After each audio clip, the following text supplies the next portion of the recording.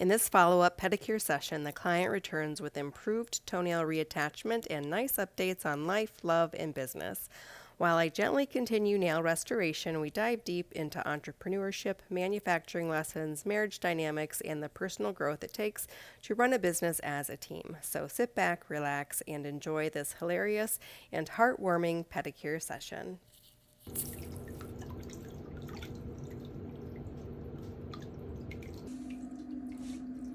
And so they asked somebody, does anyone own this dog? And the waiter, in very broken English, says, "Oh, no, no one owns that dog."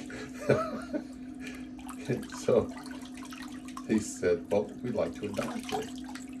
So they pick it up and they carry it to a doctor, a vet, because they have to get the certification, right? Okay. When he gets to the vet, the vet says, "Not a what? You can bend your knee." Chihuahua. And he said, "It's not a Chihuahua. What breed is it?" He says, "It's a rat." What? It was that big? Rat. Oh my gosh. Insane. So you should tell her about sitting on the porch in Tahiti. Oh. Okay, so I used to be a merchant marine. Yeah. And so we had a house in Papeete, Tahiti that was way up on the hillside. So it had a beautiful view of the city, right? Okay. And so we'd have turnaround days on Sundays. So the ship would come into port on Saturday during the day. It would be in port overnight, and then on Sunday we turn around and clean up the ship and take on new passengers. Right. Start sailing the French Society Islands. So new crew would always arrive on Saturday. So it's Saturday night, we're all out on the veranda, we're playing cards, drinking beer, sodas, and just having a grand old time. And we'd just gotten a new cook. She'd just flown in that day. And so she's kind of getting to know the crew and that kind of thing. And she looks up in the middle of the game, right? And she says, "Oh, look, a hummingbird." And Brett Murphy, who was this big, he was 260, solid muscle, one of the deckhands, right? Right. Didn't even look up. He says, "Oh, that's not a hummingbird. That's a cockroach." Flying? Yes. They fly? They fly indeed, yes. Oh my God. And she lets out this absolutely blood-curdling scream, runs to her room, and shoves towels underneath the door so that nothing could get in. Oh my gosh. Right? The next day we go to, get her, knock on her door because, it's time to go to the ship, right? She's gone. What? Now, as a U.S. merchant,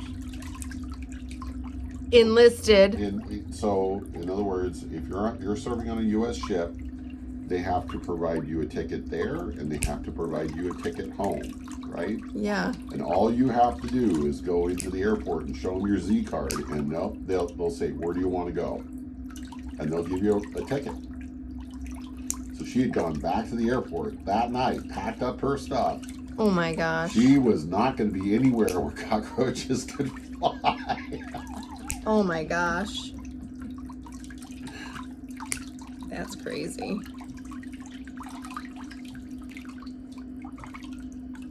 I wonder how much trouble she got in. None. There wasn't anything they could say about it. Well, didn't she have a assignment? Like, this is where you work? Or she wasn't in the Marines? She was a cook. So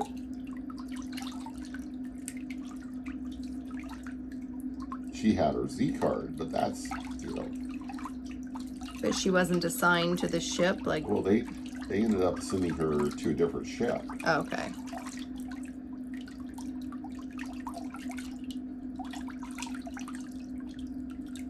In fact, she ended up on Brad's ship.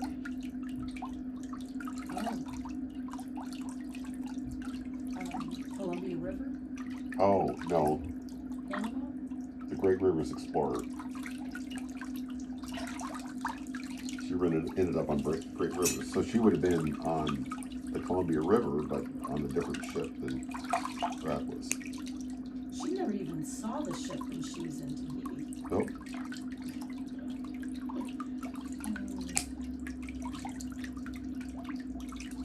She was like, peace out. Yep.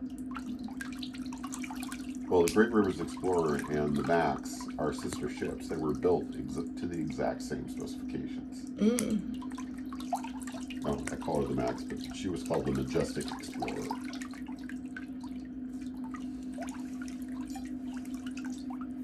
Seems like a lifetime ago.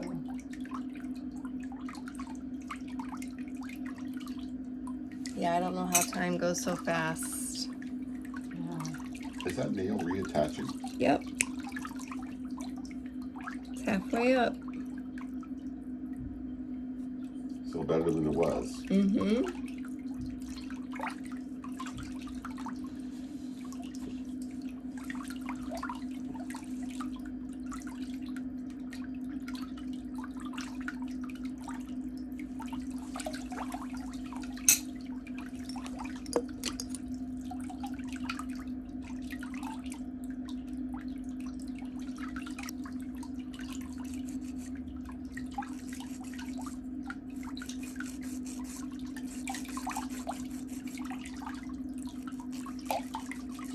So yes, we are, how would you say, very compassionate about your move. Yes. We understand your pain. How long did it take you to pack up? Well, we did it in stages because first I had to sell my father-in-law's house. And And I bet that was. yeah, and then get rid of, all of his stuff. And next I sold my salon. And then we had to empty that whole building and equipment and everything. Well, how long were you in the salon? 20 years. No. Ooh. Yeah. And how long was your father-in-law in his house? Probably about 5. Oh, that's But- not bad. Yeah, I mean, they had moved, from the city to the lake. So, downsized quite a bit. And when his wife left and she took half of everything, so it wasn't a whole house full of stuff because she had already taken her things. So then after we got the salon situated, that's when I put my house on the market and started packing everything. And during that time, we had made several trips to Arizona because we already purchased the house that our business is at. So Bruce started driving our cargo van, which we use for trade shows, bringing tools and essential supplies that we would need because we had to start doing the interior of the outbuilding. So we had to put up, drywall and electrical and put in a bathroom and all of that stuff. So we drove to Arizona 7 times. So, Yeah. where did he learn the trades? Oh no, we hired people. He didn't do it himself. Oh, No.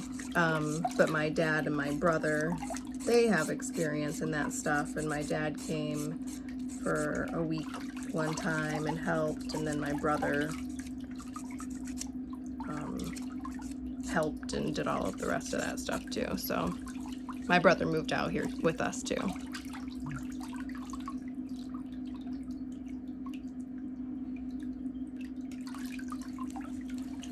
well, I have great respect for tradesmen.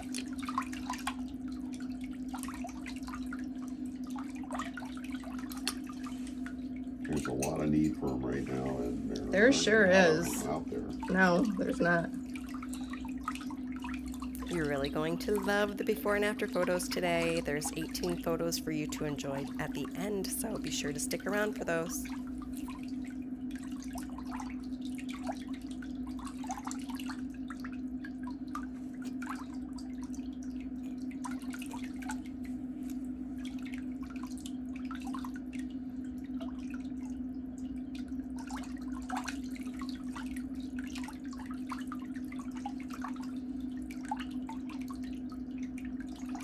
Did you look on the map to see if there were any graduates of my course in Kansas yet? No, I should.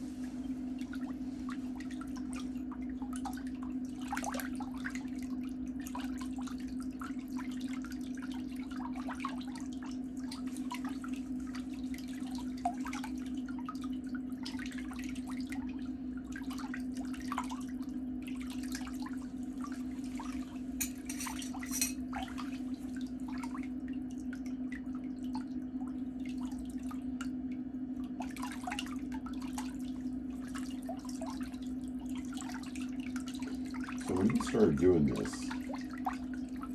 they didn't make the tools that you needed to do it. Oh, no. Beauty school teaches you, do you know what an orange wood stick is? I do. Yeah, Think about toothpicks. yeah, like a fat toothpick. And you're like, that's not going to work. No. But they were like, oh, well, we don't want people to hurt clients. I'm like, yeah, how about just learn how to use it properly? Right. But they don't teach that in schools. They literally in school you learn with an orange wood stick. Oh, So they don't teach you technique. No. No.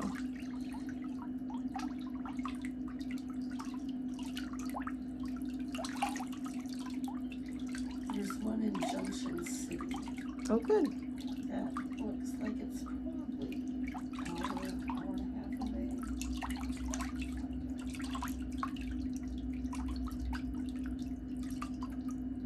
I think in Wichita. That surprises me.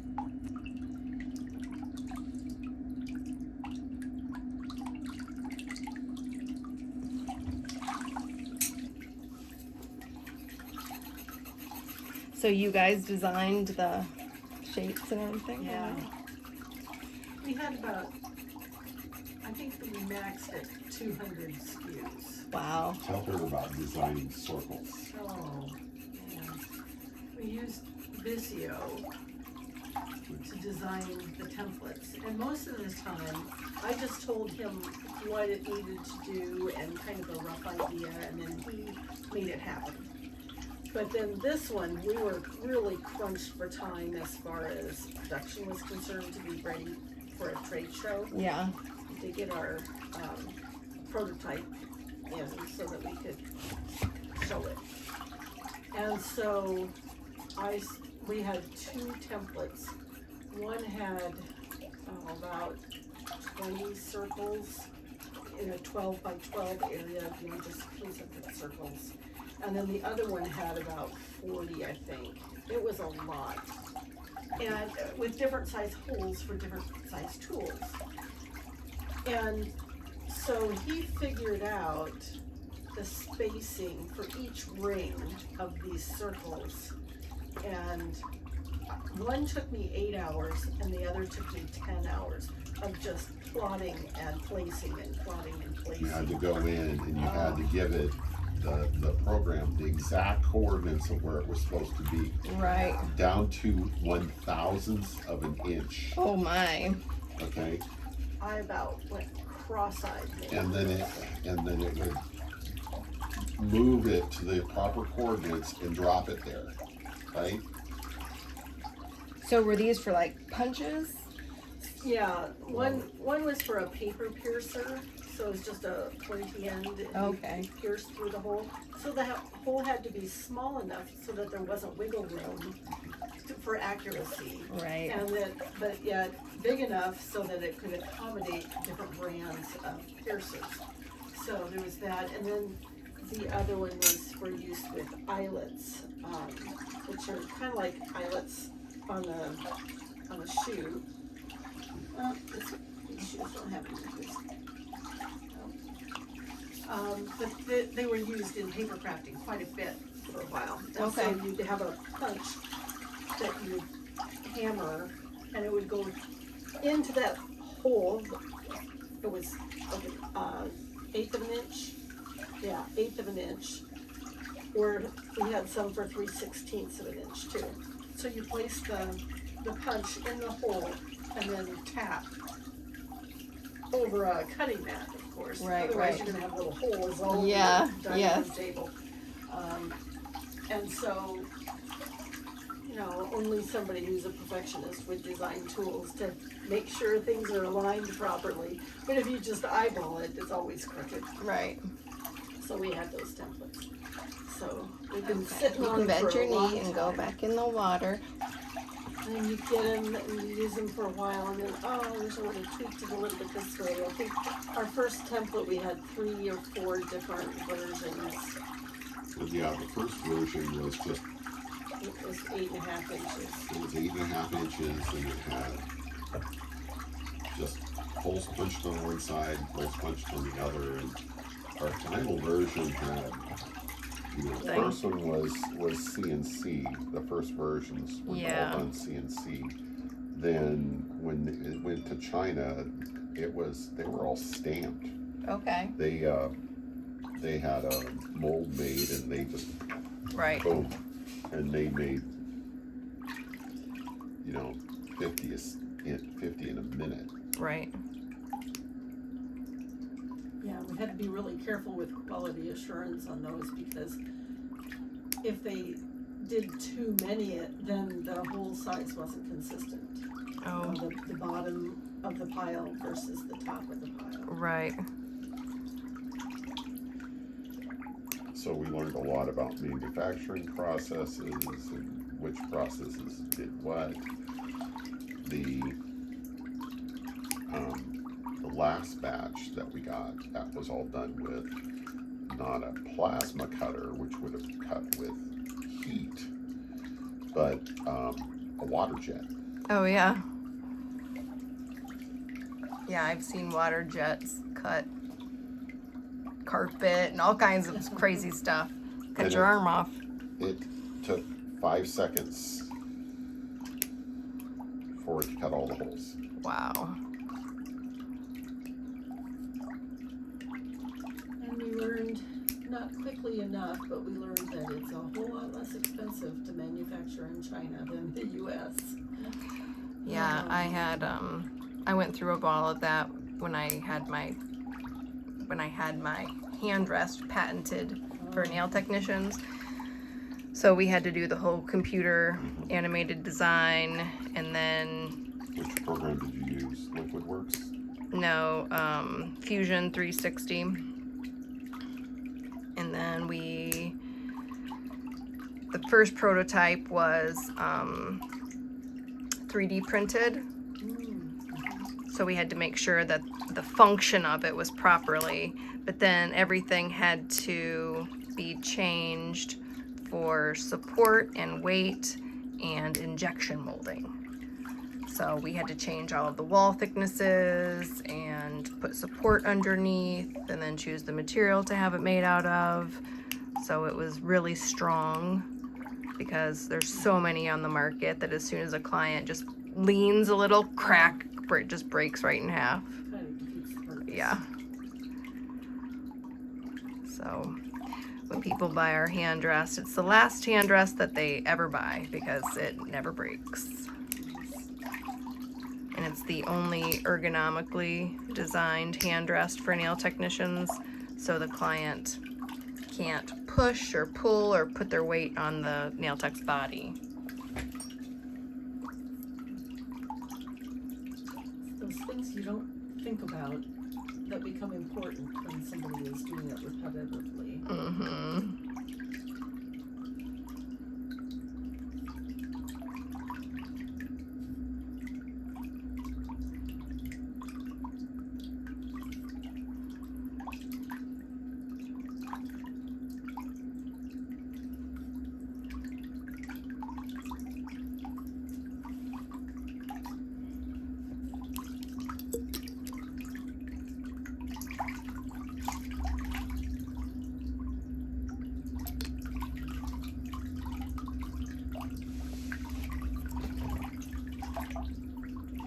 So when we go to our trade shows, I sit and demo it and explain how it works.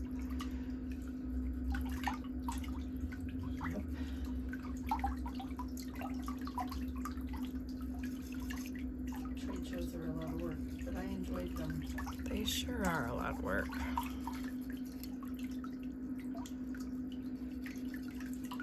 It's amazing the feedback we get about our product during the trade shows. Would make, or even just looking at other people's products during the trade shows. Oh, we never thought about that. Right. Yeah. We got product line ideas at trade shows. Not that we were copying anybody, but something that we would see amongst all of those creative people would spur on an idea of, oh yeah, we could make a template that would make that so much easier. Right. Or we look, the other thing that you end up doing, because you've designed your own products, is going, oh, why did they do it that way? That doesn't make any sense at all. Yeah. And you see other people's design mistakes and their errors, and Yeah. you know, you start critiquing them because you're, well, like, 'cause that's what you're doing. You're designing. Did you guys sell your company? No, it just sort of fizzled out. Oh yeah. Yeah, 2008 happened. Oh yeah. And we sold exclusively wholesale at that time.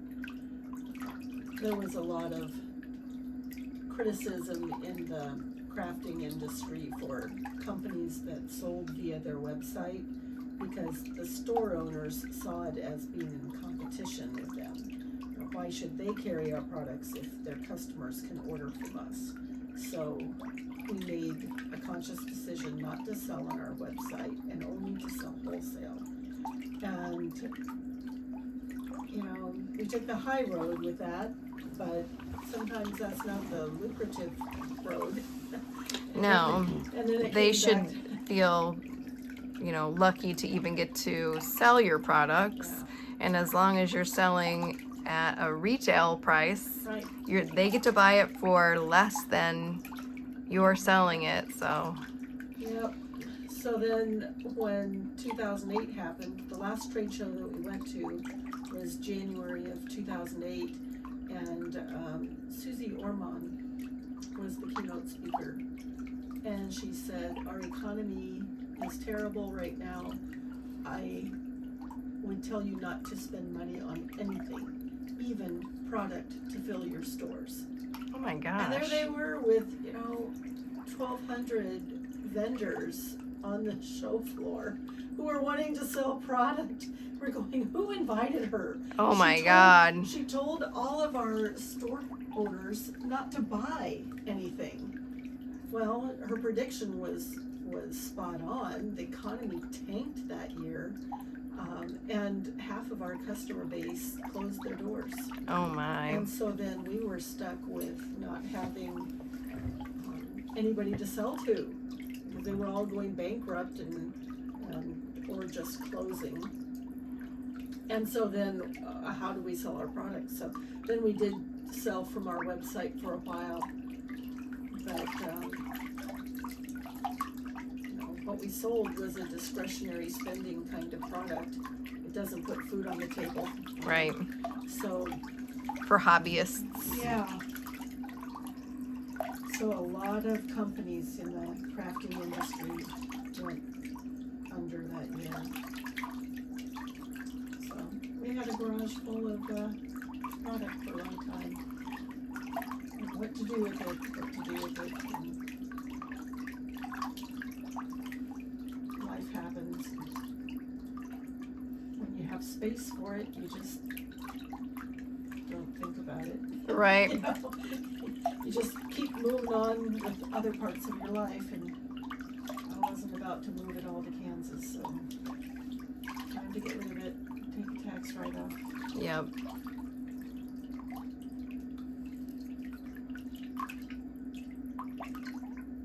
But then we also learned that designing products for us was like having a baby.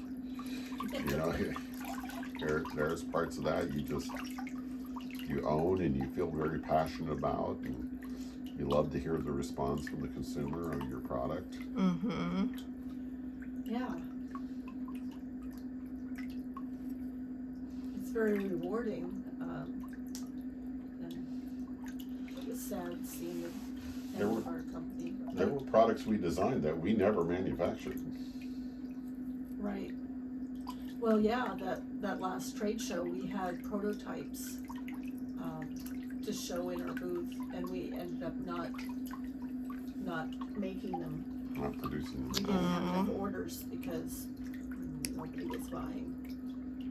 You're not going to order 1,000 of something when you've got orders for 50.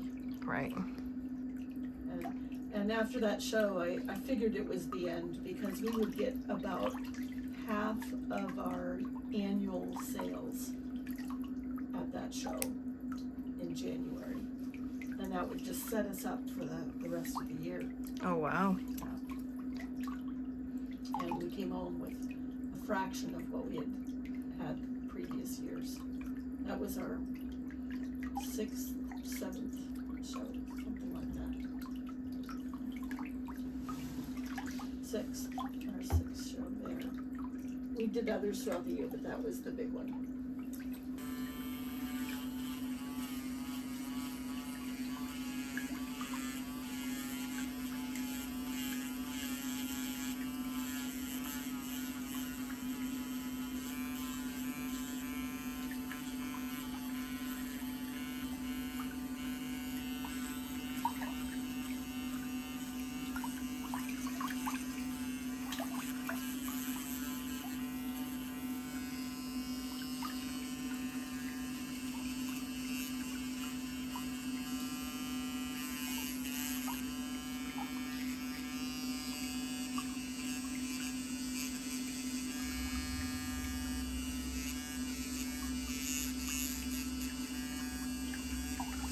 With all of your comings and goings and moving, have you spent an entire winter here yet? Yeah.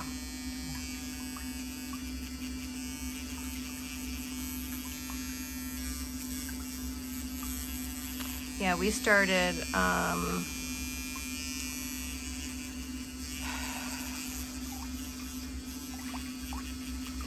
building out our warehouse like a year and a half ago.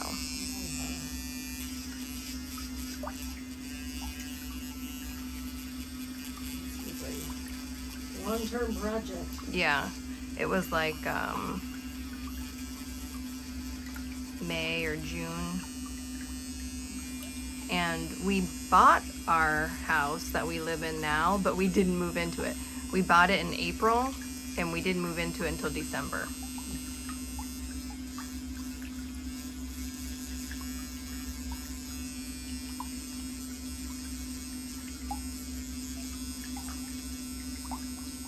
So we had a rollaway bed and, a few other things. And when we would come,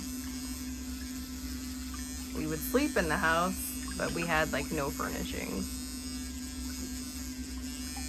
This week's most liked comment is from Laura. She says, to all of the people commenting how chatty she was, this is what we service people love about our clients and why we got into the industry, to help listen and be there. I'm so used to it after 20 plus years. We feel honored when clients feel this comfortable. Yes, Laura, thank you so much for defending our position and this client. Your comment got 40 replies and 773 likes. That is amazing interaction. And I'm sure you have amazing interaction and relationships with your clients in your business as well. I just appreciate you being here so much, and thanks for commenting.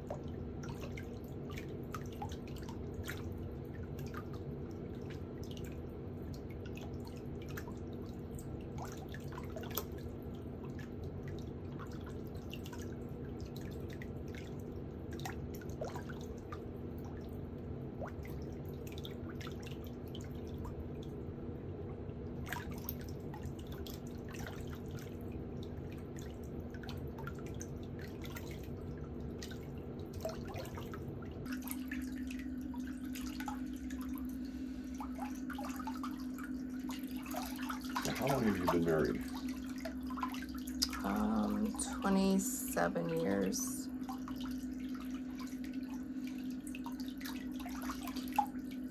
Well, you're past the major danger zone.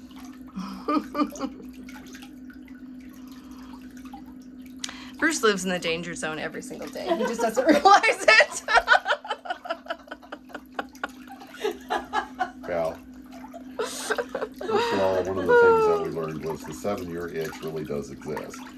So every 7 years you go through a kind of a trial, A transition in your marriage, and you just have to buckle down and get through it.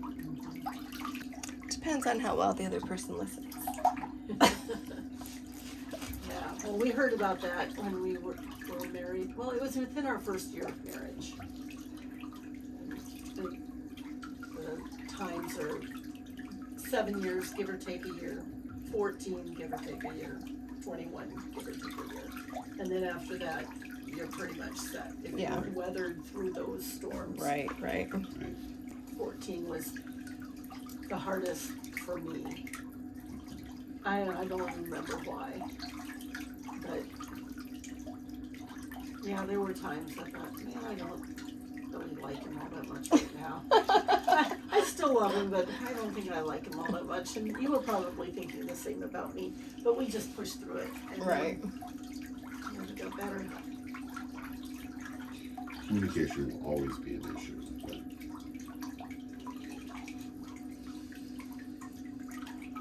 Yes, because it seems like women are more sensitive and men are just more clueless. Like they have no idea how we are feeling at any given time. So we may be sensitive about a situation and annoyed, and they're walking around like, doo doo doo doo doo. Nothing's absolutely wrong. And you're like, are you blind? Can you see me burning a hole through your skull with my eyeballs? and the answer to that would be no. And then he's like, doo, doo, doo, doo, doo. Are you hungry? What are we having for dinner? And I'm like, oh my God. Yeah. We how would we say this? That would not fly with me. Well, he's the cook, Okay. so, if, So- I'm usually the one saying it's for dinner. Yeah. I'm one of those guys where I was raised, okay? My grandfather, Edward, was in World War I. In World War I, he was a steward, which basically means he was a butler for an officer. Right. He did all the cooking, all the cleaning, all the mending, everything that officer needed done. He would be a chauffeur, everything that was needed. Right. His assistant. Okay, now, he had a saying among his children, okay? A man is a measure of what he can do for himself, okay?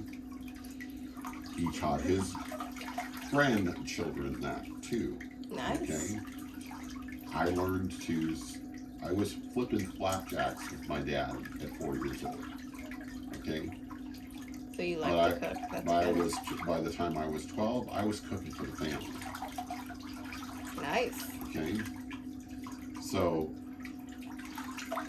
none of this, what's for dinner, honey? Here we grill year round. Okay? Because the weather's perfect for it, right? Even some of our coldest days here are perfect for grilling, right? And during the summertime, during peak hours, you don't turn the stove on because that doubles, triples, quadruples the electric piece, Yeah. right? So we use our grill for almost everything during those times. And I have got some recipes that will blow your mind on the grill. Nice. Yeah, we got a smoker, the wood pellet smoker. He uses it all the time. Wood pellet smokers have very even heat, so Okay. they take a little bit of adjusting to, because they do have such even heat, and most people that are used to fixing a grill are used to very uneven heat. Okay.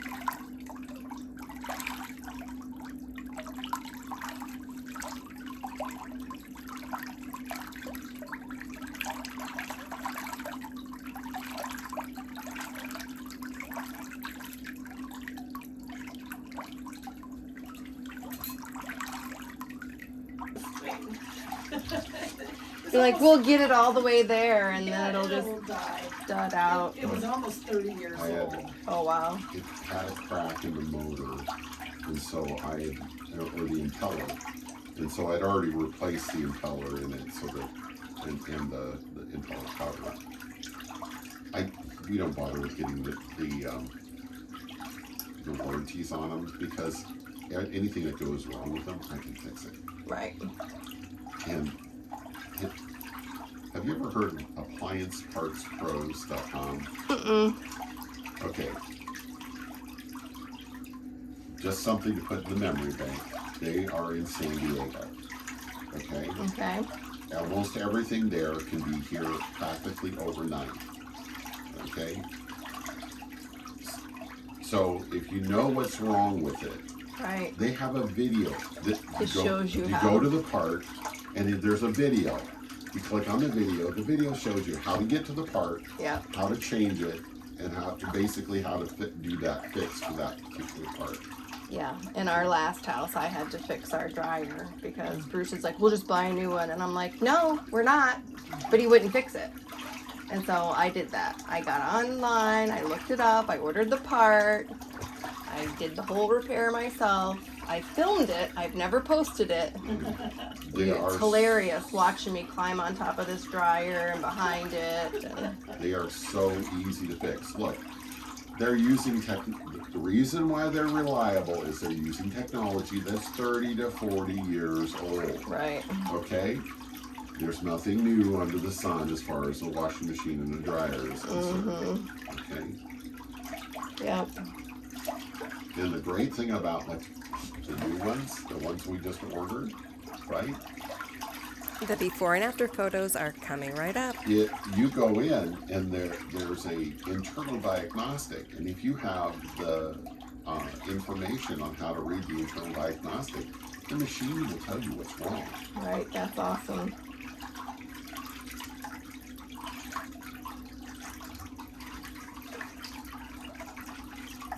It's kind of like cars nowadays; they'll tell you what's wrong with them. Mm-hmm.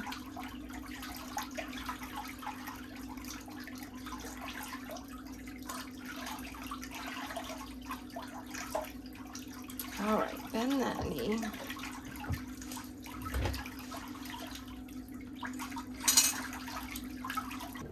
Thanks so much for staying for the before and after photos. There are 18 photos for you to compare and enjoy. I'd love to hear what you think about my new setup. I know you can see a little bit more of my area in the background of some of the videos from the foot filing and the foot massage. Are you enjoying the new camera angles and things like that? I hope you do choose to subscribe to my channel and stick around for many more upcoming videos. There's so much to learn. I have so much information to share, and I'm just so glad you guys are all here, and hopefully I see you next week. Take care.